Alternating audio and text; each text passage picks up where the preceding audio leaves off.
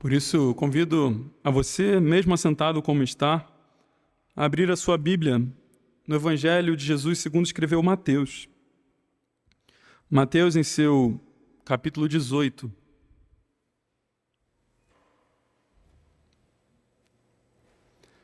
Mateus, capítulo 18.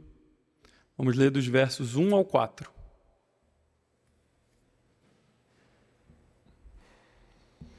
Mateus 18, de 1 ao 4. Assim diz a maravilhosa palavra do nosso Deus. Naquela hora, aproximaram-se de Jesus os discípulos, perguntando: quem é, porventura, o maior no reino dos céus? E Jesus, chamando uma criança, colocou-a no meio deles e disse: em verdade vos digo, que se não vos converterdes e não vos tornardes como crianças, de modo algum entrareis no reino dos céus. Portanto, aquele que se humilhar como esta criança, esse é o maior no reino dos céus. Até aqui a leitura da palavra do nosso Deus. Vamos falar com o Pai mais uma vez? Senhor Altíssimo, Tu criaste tudo, Senhor, para a Tua honra e glória, Pai. Tu nos criaste para Ti e nossa alma só encontra descanso quando descansa de fato em Ti, Senhor. Pai, neste momento queremos aprender da Tua palavra, Senhor. O Senhor sempre fala, mas não deixe que nosso coração duro nos impeça de ouvir Tua voz.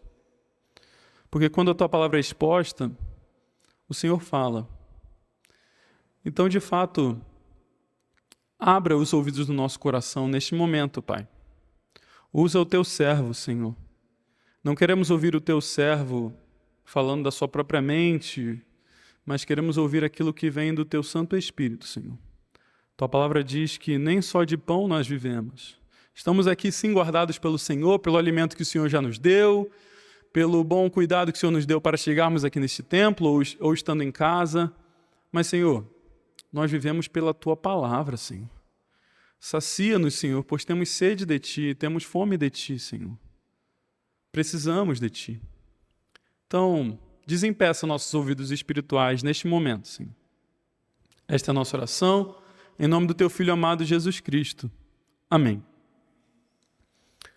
Bom, grandes histórias de fantasias, de grandes reinos, despertam muito o meu coração. Quando eu uso a minha imaginação para pensar em fábulas, em livros magníficos ou de filmes maravilhosos que conseguem exprimir muito bem a imaginação do diretor, eu fico muitas vezes encantado em ver esses reinos mágicos com torres encantadas, grandes dragões, missões fantásticas, um grande rei. E isso às vezes mexe com o meu coração imaginativo e lúdico e eu fico encantado de verdade. Mas a vida não é esse conto de fadas, né? Ela não é exatamente assim. Mas a vida com Deus ela é melhor do que um conto de fadas. Porque de fato há um reino que existe, um reino que nós não podemos ver, um reino espiritual.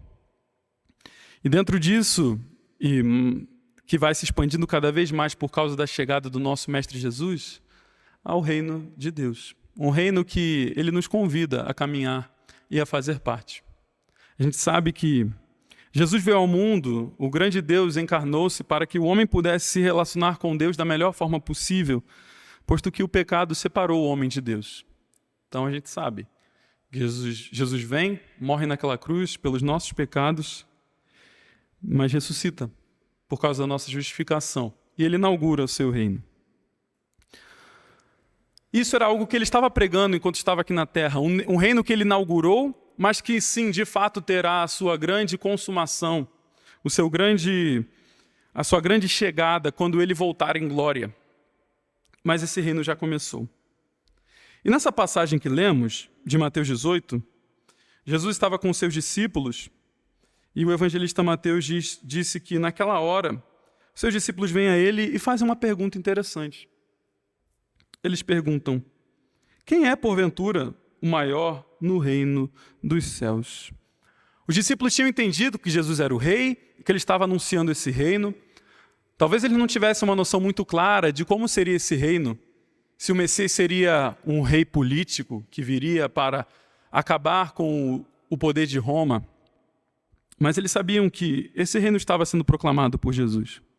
É interessante porque alguns discípulos podem ter se questionado um ali com o outro: quem será que da gente é o maior aqui? Será que é o André, que foi o primeiro? Será que é o Pedrão, que está sempre com respostas prontas para falar? Será que é João, que é o discípulo amado? Quem de nós é o maior?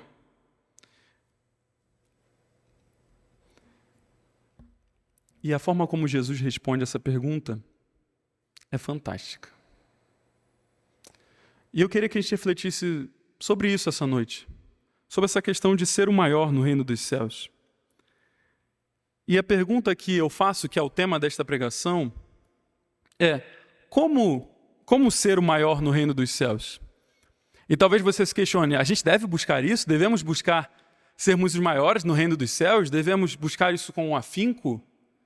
Eu quero tentar provar que sim, a gente deve buscar ser o maior no reino dos céus. E analisando o texto, em primeiro lugar, se você quer ser o maior no reino dos céus, você deve fazer uma coisa em primeiro lugar: reconheça a sua pequenez. Olhe atentamente para os 3 primeiros versículos, porque diz que, naquela hora, aproximaram-se de Jesus os discípulos, perguntando: quem é porventura o maior no reino dos céus? E Jesus, chamando uma criança, colocou-a no meio deles e disse: em verdade vos digo que, se não vos converterdes e não vos tornardes como crianças, de modo algum entrareis no reino dos céus. Reconheça a sua pequenez. Mas talvez você tenha pensado: para eu ser o maior, eu tenho que reconhecer minha pequenez, eu tenho que ser como o menor. Eu acho que eu não estou entendendo. É porque no reino dos céus é assim. O reino de Deus, esse reino invisível que Jesus veio inaugurar, ele é completamente diferente dos reinos deste mundo.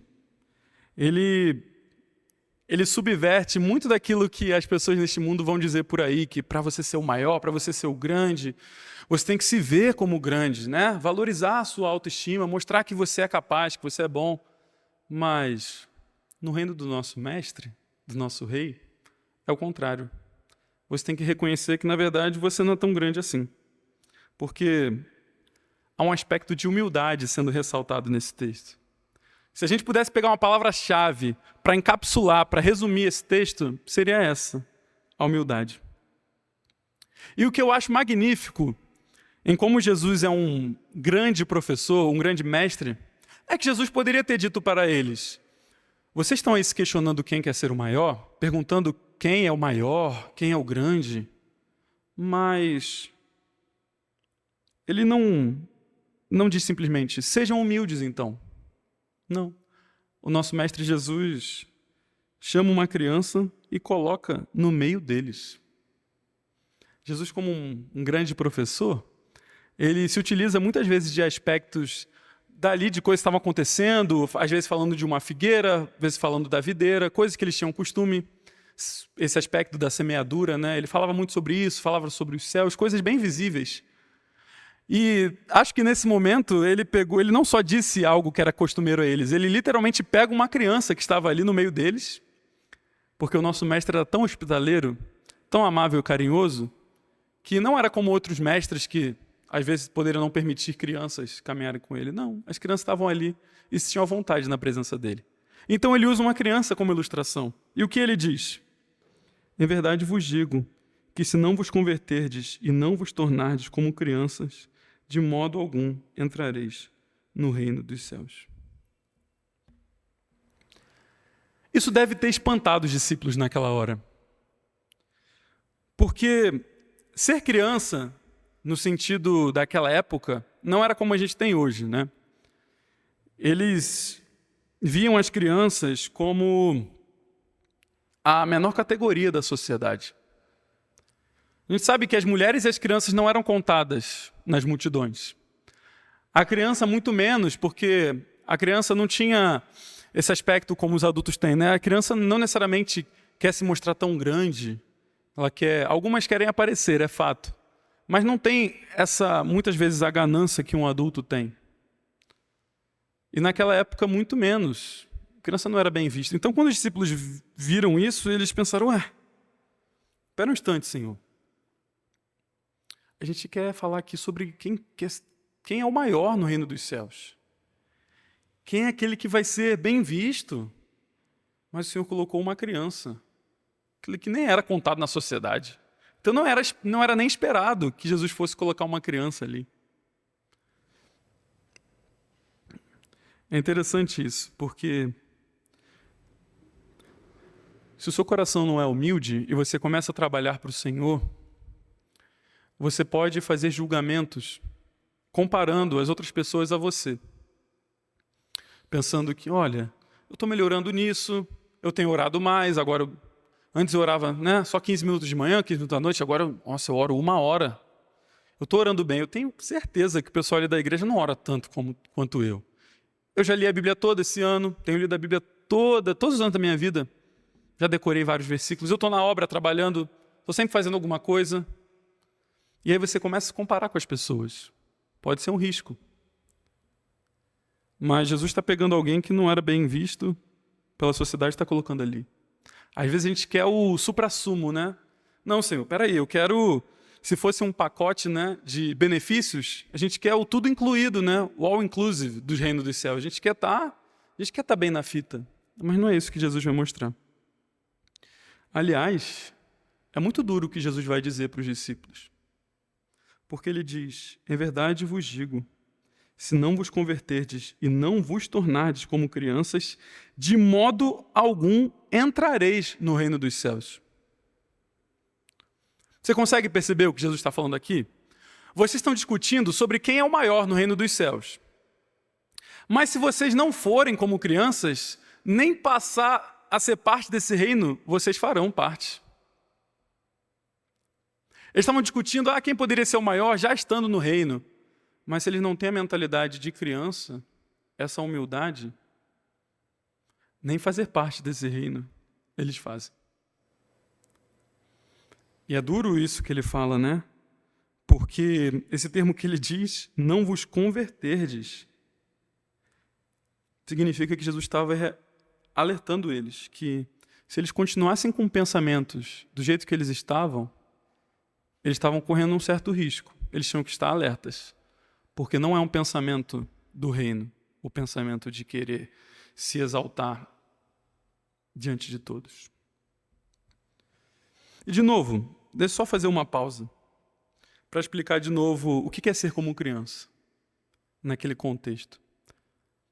Porque vocês já devem ter ouvido muitas vezes, a gente tem que ser como criança. Olha como são essas crianças. Elas são tão puras, E às vezes as pessoas pegam um aspecto não de ser bobinhas e tal, mas a Bíblia nunca nos encoraja a sermos infantis. Paulo, em 1 Coríntios 13, ele fala, quando eu era criança, quando eu era menino, eu pensava como menino. Mas agora que eu cresci, não penso mais como menino, eu deixei as coisas de menino. No capítulo seguinte de Coríntios, lá no capítulo 14, ele fala para a gente não ser como menino na nossa forma de pensar. Sim, quanto ao mal, à maldade, a gente tem que ser como criança. Não ser experiente no mal, não. Mas a gente deve ser adulto na forma de pensar. Lá em Efésios 4, Paulo também fala que a gente não pode ser como um menino, agitado para um lado e para o outro, por qualquer vento de doutrina. Ou seja, Jesus não está falando sobre ser como criança em todos os aspectos que uma criança é, mas na sua humildade, a sua pequenez. E ele diz que quem não pensar de si mesmo dessa forma não entra no reino. Não entra no reino de Deus. E essa seriedade que Jesus propõe aos discípulos, ela chega até nós também. Ela chega até nós. Porque se você se vê como uma nova criatura em Cristo, como alguém que pertence a esse reino, você não pode se ver como querer ser o maior no reino dos céus da perspectiva errada. De querer ser aquele que pode ser o centro das atenções, de querer ser aquele que pode dominar perante os outros, só por dominar. A gente tem que tomar muito cuidado. Mas você deve sim querer ser o maior no reino dos céus, se sua perspectiva for essa. Entendendo o que é o reino dos céus. Que é esse reino, diferente deste mundo, que, para sermos grandes, temos que ser pequenos. Temos que reconhecer a nossa pequenez.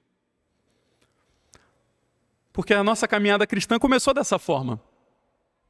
Entrar no reino de Deus, fazer parte do reino de Deus, não é reconhecer a nossa pequenez, não é reconhecer como a gente necessita de Jesus, que é pedir perdão e dizer, Senhor, eu careço de Ti, eu não sou ninguém, Senhor. Enche-me de Ti, Pai. Essa é uma mentalidade de criança nesse contexto. Essa é a mentalidade. Então, irmãos, que reconheçamos a nossa pequenez, que a gente entenda que a gente não deve buscar ser visto, ser maior e fazer perguntas, às vezes, mal encaminhadas como essa, mas ver como somos pequenos e fracos. Como nosso próprio Jesus disse, eu sou manso e humilde de coração, aprendei de mim, e será assim. Então, em primeiro lugar, você quer ser o maior no reino dos céus? Da perspectiva correta, reconheça a sua pequenez. Cuidado com as comparações que você faz com o outro. Porque se você está se achando superior, maior do que os outros, você está correndo um certo risco. E o Senhor está alertando você agora. Mas, em segundo lugar, se você quer ser o maior no reino dos céus, você deve se humilhar como uma criança. Humilhe-se como criança. Porque Jesus não somente pegou aquela criança e colocou naquele meio e disse do risco que eles estavam correndo. O versículo 4 diz, portanto, aquele que se humilhar como esta criança, esse é o maior no reino dos céus. Então Jesus deixa claro que o maior, o grande, e é o que ele está dizendo aqui, né? Aquele que se humilhar como esta criança, esse que é o maior no reino dos céus.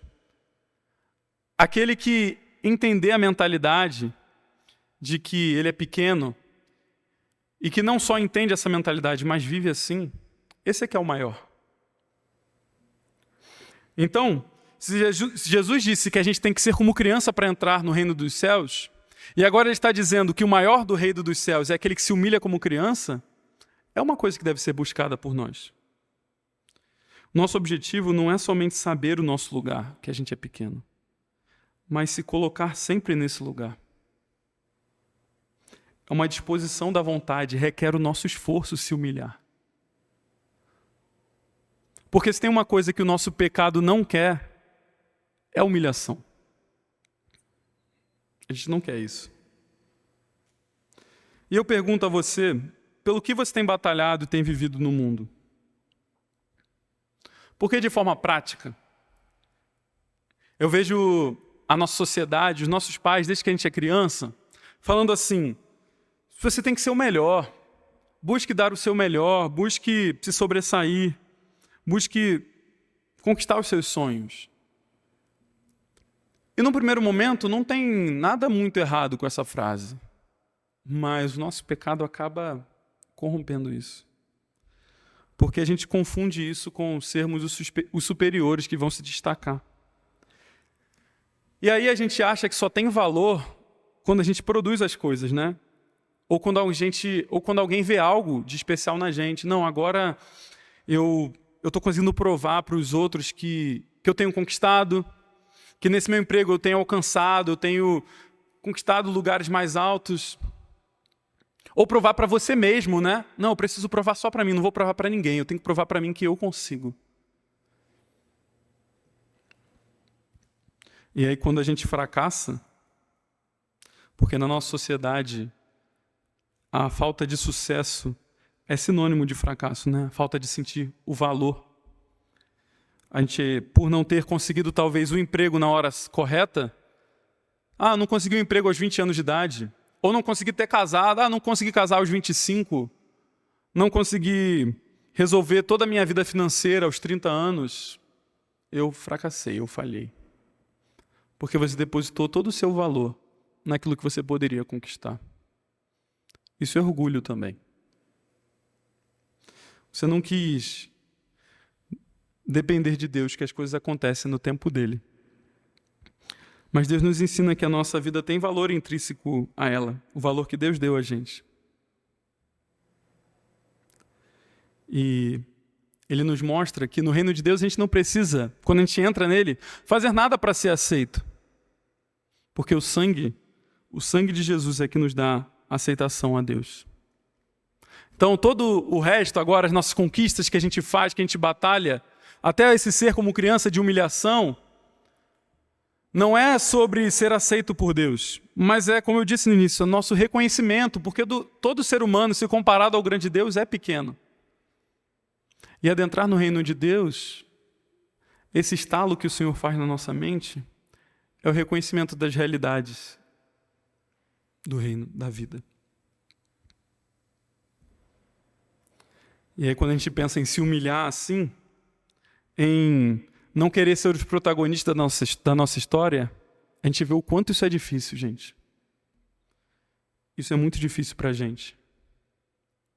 E é uma coisa que o nosso pecado corrompe, que pelo fato de nós termos esses dois olhos aqui, ó, projetando o mundo afora, a gente não está vendo a gente, né? Mas a gente está vendo todo o nosso mundo afora. Parece, e o pecado confunde a gente, parece que a vida é sobre a gente. Parece que nós somos os protagonistas. E na nossa jornada, né, porque tudo que a gente pensa sobre a gente são as nossas memórias. Tudo que a gente pensa sobre o futuro, sobre o que vai acontecer, são os nossos planejamentos. Então parece que tudo tem a ver com a gente. Mas eu sinto dizer, não tem. E é por isso que é tão difícil a gente se humilhar assim. E eu vejo isso até na dinâmica da igreja. Não é? A gente às vezes colocou na nossa mente que não, a igreja tem uns cargos, né, superiores, uns maiores que os outros. Então, você começa dando aula para as crianças, às vezes a pessoa pode pensar assim, começa dando aula para as crianças, aí você dá aula para os adolescentes, para os adultos, aí você pode fazer algum tipo de curso de auxílio para diaconia, depois você vira diácono, você vira presbítero, aí você vira pastor. E aí em algumas igrejas tem até os apóstolos, né? Acho que em algumas denominações tem até o sacerdote, sumo sacerdote. As pessoas querem colocar cada vez mais cargos para mostrar, não, eu sou um tipo de crente espiritual melhor do que os outros. A gente faz isso até no nosso meio. O que eu acho interessante da palavra de Deus é que Paulo, o apóstolo Paulo, em muitas de suas cartas se apresenta como Paulo, apóstolo, escravo de Deus. Que em algumas traduções a gente colocou servo, né? Mas a palavra lá no grego é bem forte. Escravo é para dar esse sentido de que a vida dele não pertencia a ele. A vida dele era do Senhor Jesus. Aliás, é por isso que a gente fala Senhor Jesus. O Senhor da sua vida não é mais você agora que você faz parte do reino de Deus. O seu Senhor é Jesus. Não é mais sobre a sua opinião, não é mais sobre os seus sonhos, a sua vontade. É sobre a vontade dele. Você pode fazer sonhos, mas como diz uma canção muito bonita que eu ouvi, quando Jesus chama você para caminhar com ele, você tece seus sonhos junto aos dele. Os seus sonhos estão dentro do reino de Deus. Pegue os seus dons, seus talentos que Deus te deu e invista no reino. Tenha mentalidade de servo também. Porque o cristão é um servo por excelência. Até porque cristão significa pequeno Cristo. E Jesus disse que ele veio para servir e não ser servido. A pergunta que eu faço a você é, você tem servido a Deus? De coração, vendo a sua pequenez, se humilhando? E é claro que Deus vê o seu coração. Eu falei desses cargos, mas eles não são pecaminosos por si só, tá, meus irmãos? Não é errado você almejar esses cargos, se o seu objetivo for serviço. Perceber os seus dons e falar, eu preciso entrar nessa área para servir melhor a igreja, para servir melhor a Deus. Ah, mas eu não sei quais são os meus dons. Peça a Deus sabedoria. Ou veja, olha, eu tenho 2 mãos, eu posso carregar algumas coisas. Eu tenho uma voz, eu posso aconselhar as pessoas, eu posso procurar mais sabedoria com o pastor, com alguém, pela própria Bíblia. Todos os membros do corpo são úteis. Se você faz parte do corpo, você foi chamado para servir, não para simplesmente esquentar o banco da igreja. Esse é o nosso chamado. Esse é o nosso chamado.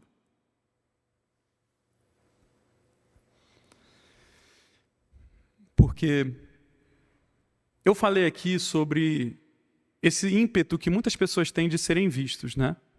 O ímpeto das pessoas se acharem melhor que os outros. Mas preste atenção você que diz assim, não, eu entendi, eu não tenho que buscar grandes coisas, eu vou ficar no meu canto, eu vou me recolher, né? É melhor. Cuidado. Esse pode ser um pensamento orgulhoso também.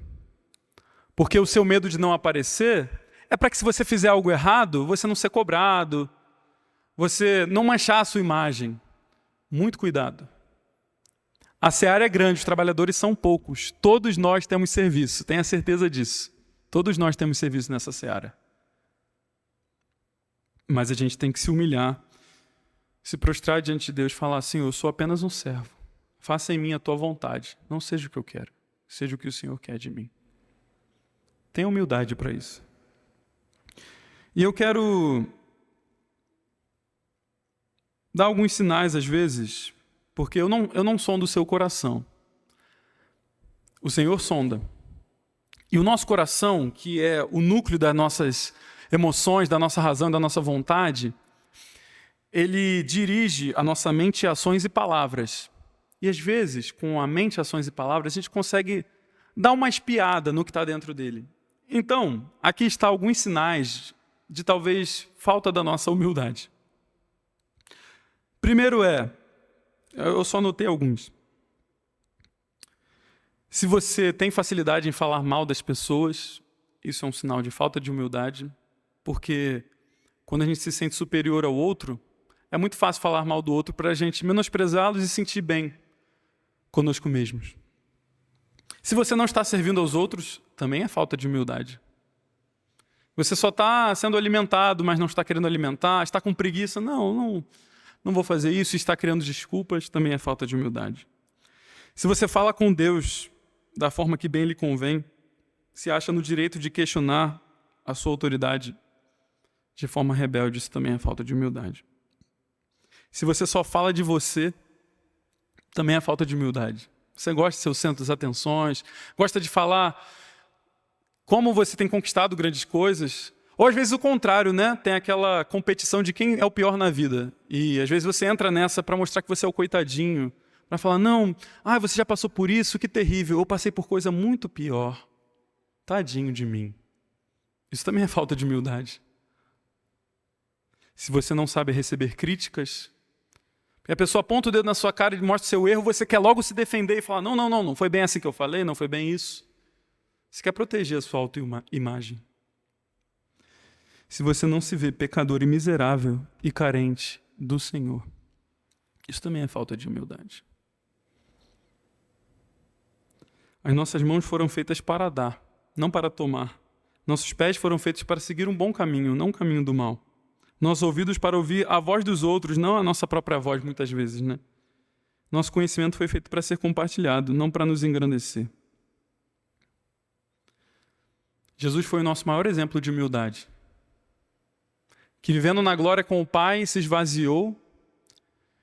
Ele, que é o próprio Deus e nunca deixou de ser Deus, mas ele assumiu a forma de homem. E não somente de homem, ele assumiu a forma de servo.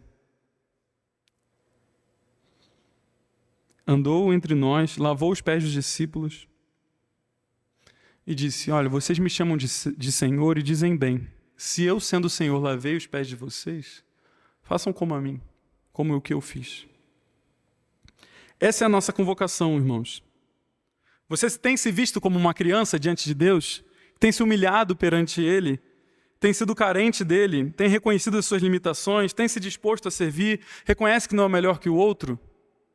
Se sim, glória a Deus, porque o Senhor tem trabalhado na sua vida. Mas se não, hoje é tempo de se humilhar na presença de Deus. Para concluir, queria lembrar que esse reino de Deus, que não é um reino de fantasias, não é um reino de grandes torres, de princesas em seus castelos, de dragões, não é um reino assim. Mas como eu disse no início, é melhor do que assim, do que este reino encantado. É um reino invisível, mas é real. É difícil a gente se humilhar, eu sei que é. Mas vale a pena, irmãos. Vale a pena, porque o nosso Senhor, o nosso Rei, Ele vê o nosso trabalho, que não é vão. A gente sabe que se nosso Jesus foi odiado, se mostrando servo, se mostrando humilde, se mostrando manso, nós também seremos. Às vezes a gente tem que virar a face, às vezes a gente tem que se calar.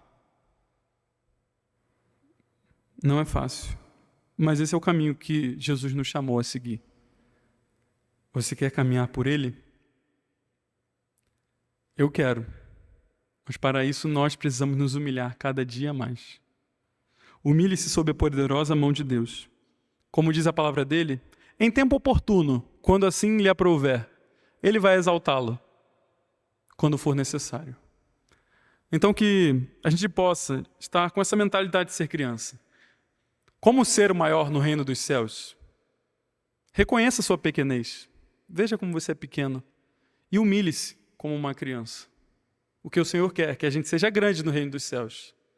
Mas percebendo que para sermos grandes, devemos ser pequenos. A gente vai falar com o Pai mais uma vez, agradecendo a sua palavra, e depois vamos cantar ao Senhor um louvor que fala sobre isso. Senhor, grandioso Deus e Pai, nós te damos graças pela tua palavra, Senhor, que nos impele a sermos mais humildes, Pai. A gente tem muita facilidade de nos comparar aos outros e deixarmos o nosso ego tomar conta, Pai. E sermos muitas vezes críticos e sermos muitas vezes duros com as pessoas sem misericórdia, Pai. Ou muitas vezes não queremos servir, Senhor, por medo de apontarem nossos erros. Ou, Senhor, queremos servir da forma errada, querendo nos mostrar maiores que os outros, Pai. Ó, Senhor, não permita que seja assim conosco, Pai. Porque um coração orgulhoso não é um coração que está ligado ao Teu reino, Pai. Dá-nos o coração do Teu Filho, que sofreu tanta coisa em nosso lugar, se entregou por nós naquela cruz, Senhor, se fez servo, foi obediente a vida toda dele. Ó, Pai, carecemos deste Espírito Santo, o Espírito do Teu Filho sobre a nossa vida. Essa é a nossa oração, Senhor. Em nome de Jesus. Amém.